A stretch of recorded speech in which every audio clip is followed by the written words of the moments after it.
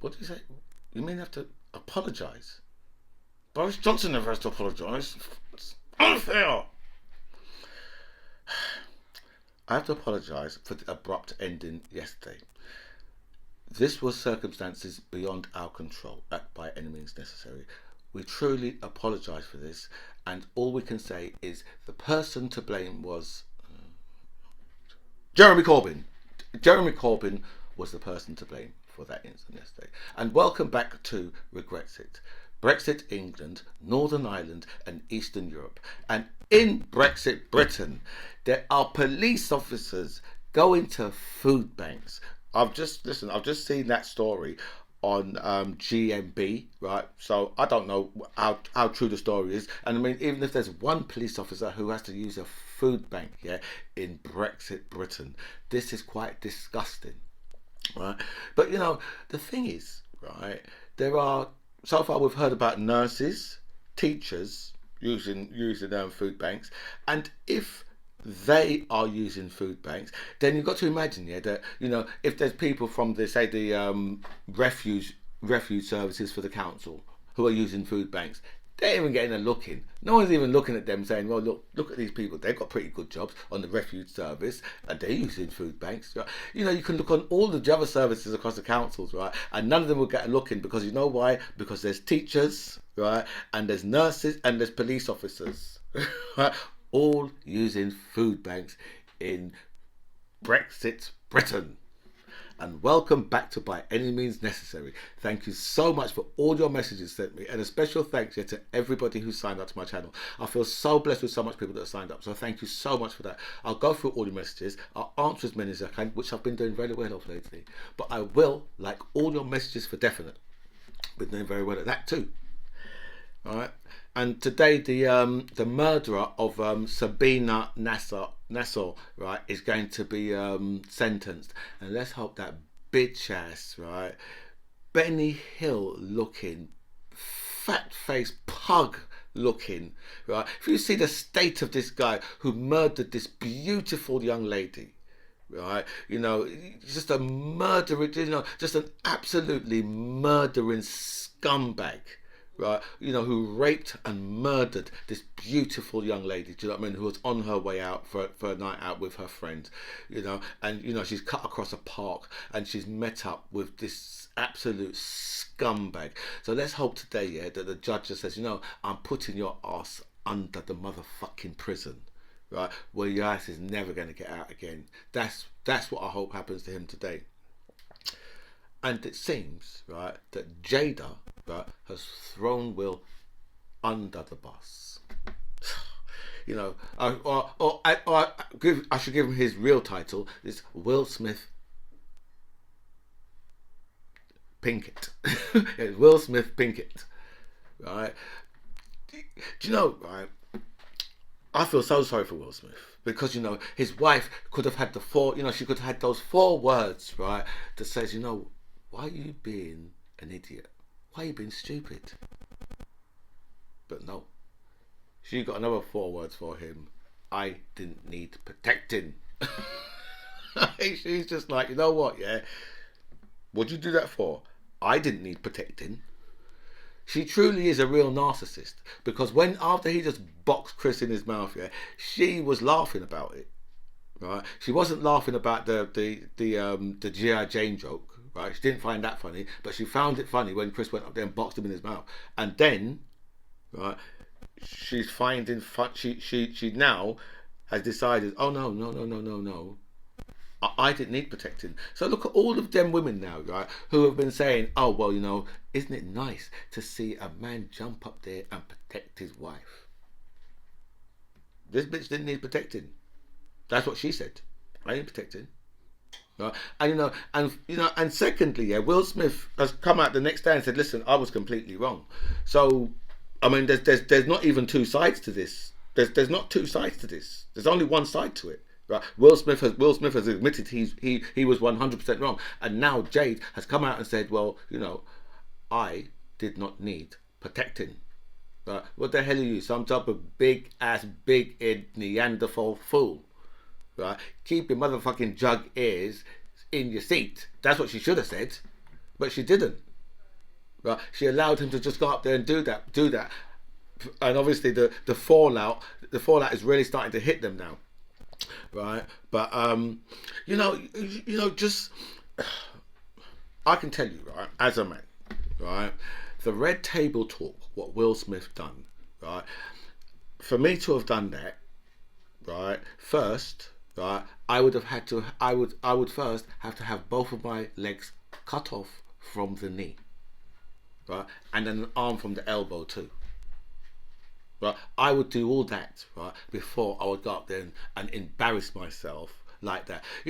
Listen, I know, right, nowadays, right, that we've got a lot of men that are much more in touch with their feminine side, right, and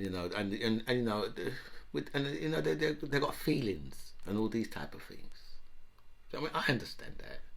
I don't really, but I understand that, right, but.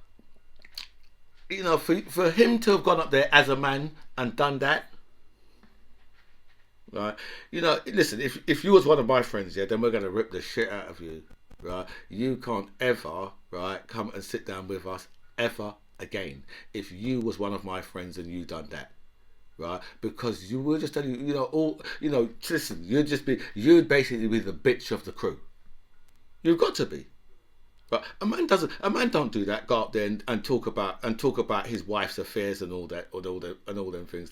That is wrong on so many different levels, right?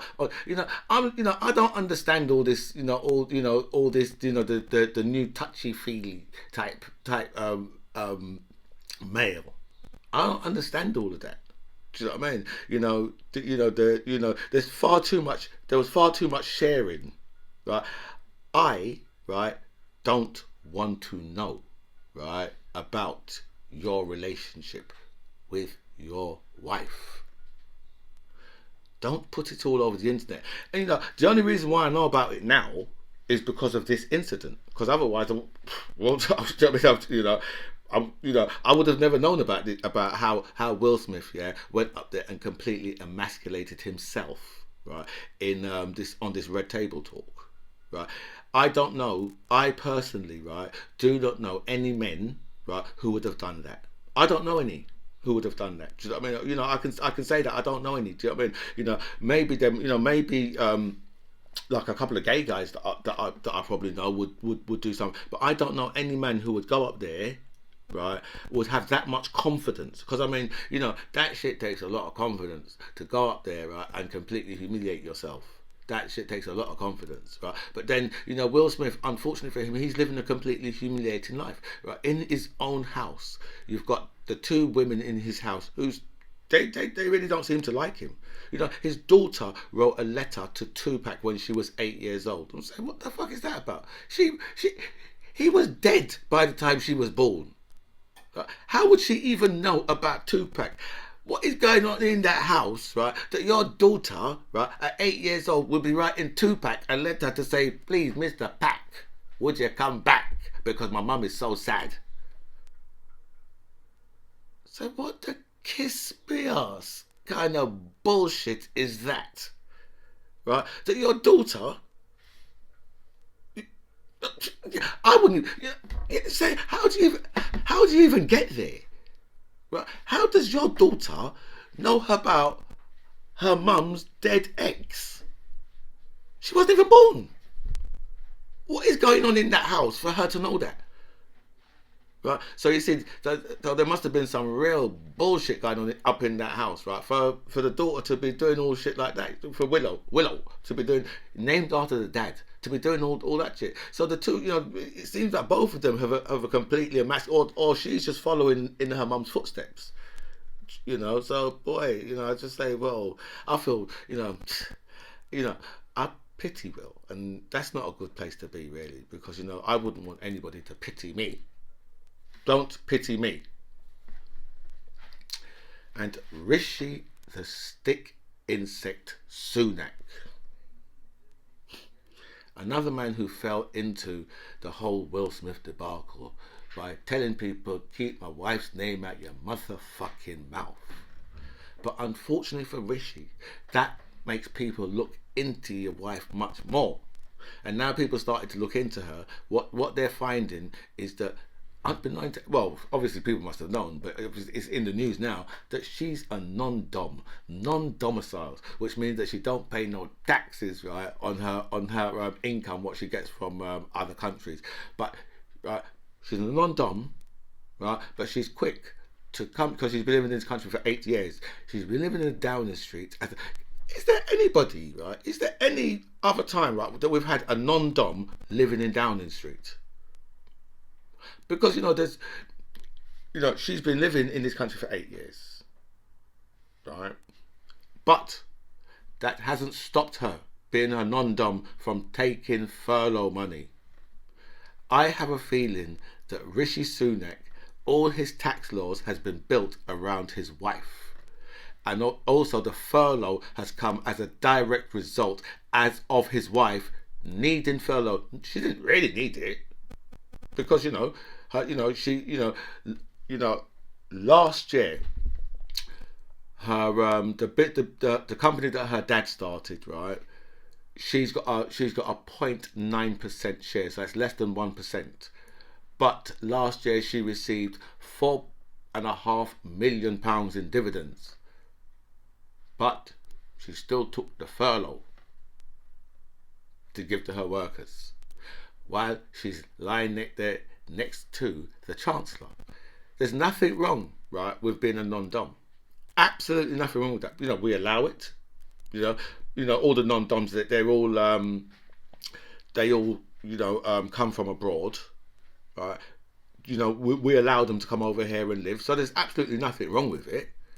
But I think, that it's a bit stink, right, when the Chancellor's wife is a non-dom. And I just think that people who are giving the Chancellor advice are really giving them some poor advice. Just really giving them poor advice, right? And that's the reason why his ratings has gone down 29% in 4 or 5 days. But that was always going to happen because what people like, Rishi Sunak and Priti Patel, right? So long as, right, they're playing the right-wing game, they're good. The minute they stop playing the right-wing game, right, that's when they realise, oh, actually, I'm Asian. Because that's when it all comes out. Right? So for what's happening with Rishi Sunak now is it's all coming out now. Because people are looking and saying, well, people can see the links now. You've made sure that your wife is okay. She's lying in bed to you, a non-dom living in Downing Street, right? You should have changed. You should have got her status changed immediately. But the minute you become, if he had any decent advisors, they would have said to him, "Listen, it's look, there's nothing wrong with being a non-dom, mate, but it's not going to be a good look, right? When the shit hits the fan, that your wife has got that status. It's not going to be a good look, mate. It's not going to look good for you." Right? There's nothing wrong with her status, but it's not going to look good for you. That's the advice he should have been given. In the same way, they should have been saying to him, listen, mate, you're so rich and you're wearing jackets that are worth £800-900, right? While people, right, are going around their house with a candle, right? It's not a good look, Rishi. That's what his advisors should be saying to him. They should have been telling him that from day one. But you see, these people, because they know, right, that the British public are a bunch of stupid ass, thick racists. So they can just get away with this shit. That's why they do it, because they can get away with this shit. They just play the culture wars. Look at those black people. Look at those brown people. They're the people who are stopping you from being able to get into the hospitals. Yeah, the fucking 40 hospitals, what they haven't built. We can't get into the hospitals because you haven't built them. That's why we can't get into them. But all the time they're playing these culture wars with you. Oh, look at that Black Lives Matter. They want to pull down all your statues, right? While just awarding themselves another £2,200. Right? They're saying to you, you look over there. Oh, look at that. There's boats. Look at those boats coming from France. Look at them. Look at them. Yeah, they're telling you that, right? While trying to sell off Channel 4. Everything with these guys is sleight of hand. Everything. So Rishi, right, the stick insect, right, a man whose ears is so goddamn big that he should never ever give away a football trophy because the players would probably grab hold of his damn big elephant ears, right, and hand that over, right, to the captain.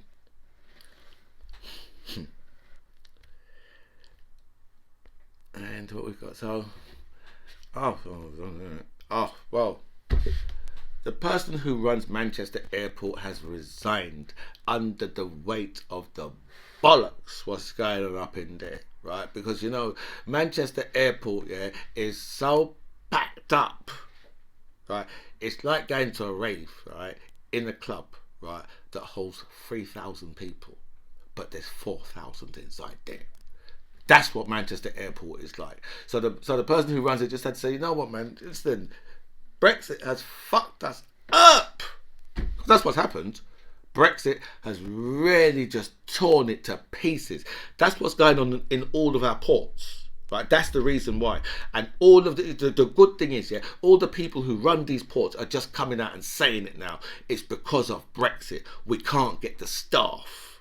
Right, and obviously as well, you know, when you're looking at Dover, yeah, the French are not being helpful. But why should they? Right, we decided to leave the club, right, and they decided, okay, you want to leave the club, we don't want you in the club.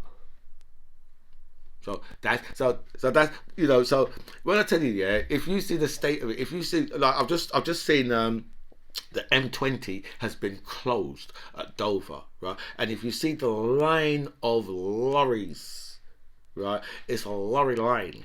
A line of lorries, right? I'm sure, yeah, that the line is longer than the Russian convoy. You know, the ones that the Ukrainians blew the fuck up. I'm sure, right, that it's longer than that shit. Right? You can see the shit from space. But we'll say, was this all warned about? Yes, this was all warned about. We warned about all this type of stuff. Right? And now, right, Brexit, right, has destroyed. Brexit is just smashing things to pieces every day, right? We're setting new records with how Brexit is working. And you see the Labour Party. The Labour Party can't even talk about it. We're going to talk about it for. They can't talk about it because I think everybody's realising now, yeah, that the only person, right, who had the right idea about Brexit was Jeremy Corbyn. There, I just said it again. And that's because, right, what he said was, we're going to go for a deal, right, and then he's going to put that deal back to the British people. But you know what? Even he got slightly scared at that point, right? And he said, well, and he didn't say, well, we're going to put Remain on the ticket as well, right? But everyone was saying, oh, well, yeah, he's going to put Remain on the ticket. So he should have just said, well, I'm going to put Remain on the ticket, because he should have said that, right? But that was his idea around Brexit, right? Because here's what the truth is, right? And I'm going to say this now, right? And it's going to upset some people, right? But I've got to say it. There is no such thing as a good Brexit. Every Brexit is bad. Okay? There was no good Brexit at all. Every single, because you see this Brexit, what Boris Johnson has done, this was the best Brexit. Okay? Other than obviously remaining in the customs union in the single market, which that's what, you know, if they wanted to leave the institutions, that's what they should have done. They should have remained in there. That's what they should have done. But other than that, right, there is no good Brexit. Once you leave the customs union and the single market, after that, there's no good Brexit at all. There's no circumstances where there can be a good Brexit after that, because you see, you turned yourself into a third country. A third country are subject to third country rules. I know people like Jacob's stupid ass cheap shoes Mog, right? You know, the only man in Britain who can fit into a lady's size 10 pencil skirt. I know people like him, right, will try and tell you different, you know, but unfortunately, right, he's just lying. That's all they're doing, right? Other than that, right, he's thick, because the things he's saying is not true. So either he's lying or he's stupid. And Jacob Rees-Mogg can choose which one of the two, right? Personally, I would choose the liar. If I was him, I'd just say, well, look, to be honest, I'm a liar. Because you don't want to be seen as thick. So he's lying every single time he says just the things that he's saying. Because you can't leave the EU, the whole institution, without putting a load of red tape in front of all your businesses. Okay? So therefore, there's no good Brexit. I'm sorry if I hurt your feelings. But you know something? If you wasn't a stupid ass racist, right, who has been conned, right, your whole life. You haven't been just conned by Brexit. You've been conned, you've been conned by the Tories your whole life. Right? I mean, the Red Wall, they was conned by. They was conned by. Oh, there can be some type of decent Brexit. I mean, how stupid have you got to be? How stupid have you got to be? I mean, if you voted for Brexit, how stupid have you got to be? Right? And this is the reason why I tell you, right, that I won't vote for Labour, right, because Keir Starmer voted for the Brexit deal. I will never ever vote for any politician who voted for the Brexit deal, because if you're a politician and voted for the Brexit deal, then you're stupid, you are thick, you are an absolute idiot, right? You're an incompetent twat if you are an MP and you voted for Boris Johnson's deal. And I said this at the time, before they voted. I was sat there open mouthed when I saw when I said, well, what Keir Starmer should do, just abstain. Just abstain. Then you can sit back and you can snipe from the side. But he didn't want people to be saying, well, look at him. He's trying to stop Brexit. He should have tried to stop Brexit. That's what he should have. That's what he should have been doing. He should have been trying to actively stop Brexit. And now he can't even speak about it now because he's pushed himself into a corner. You see how Boris Johnson uses it on him all the time. Boris Johnson just says, "And Mr. Speaker, the Labour Party want to rejoin the EU." At which stage Keir Starmer should say, "Yeah, we do. Look what you've done to this country. You've done more than 100 years worth of damage, pal." That's what Keir Starmer should be saying, but he won't, because he's still scared, right, of the damn racist idiots from the Red Wall. He's still scared of them. But I say, you know what, fuck them. Right? You need to come out, right, and tell people the truth. Right? Look at the state of the ports. Right? Look at our food costs. Look at our energy costs. All of that. Right? All of that, right? The pollution in our waters, all of that is down to Brexit. Right? Boris Johnson has devastated this country. Right? But I say, you know what? It serves you Brexiters right. Right? I hope you really feel the pain from it because it serves you right. Good. You know, I've gone well over my time already. The UK is learning a hard lesson over food production after Brexit. A hard lesson they're learning because you know what, they can't get anyone to come and product the food for them, to get it out of the fields, to slaughter the animals. All these things, yeah, they're really suffering. It's not just places like, you know, the ports that are suffering with staff. All these places are suffering with staff, right? Because you know we obviously we haven't got enough of our own workforce to be able to do all these jobs. There's so many jobs that we can't get filled now. And why? Because you stupid ass racists decided, it would be best to break away, right, from an institution, right, that was giving us to do their banking over £100 billion a year. Thickos. Remember the Brexit promise on the side of the bus? Right? They just said, bollocks. Right? It's the British people that are paying them higher taxes now, right? Savage Javid was just on LBC yesterday, just lying his head off, right? The presenter said to him, yeah, so the 350 million a week, has that gone straight in? He said, yeah, it's gone straight in.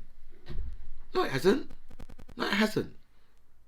Right? That 350, all that money, right, has gone to their friends and donors. That's where that money's gone.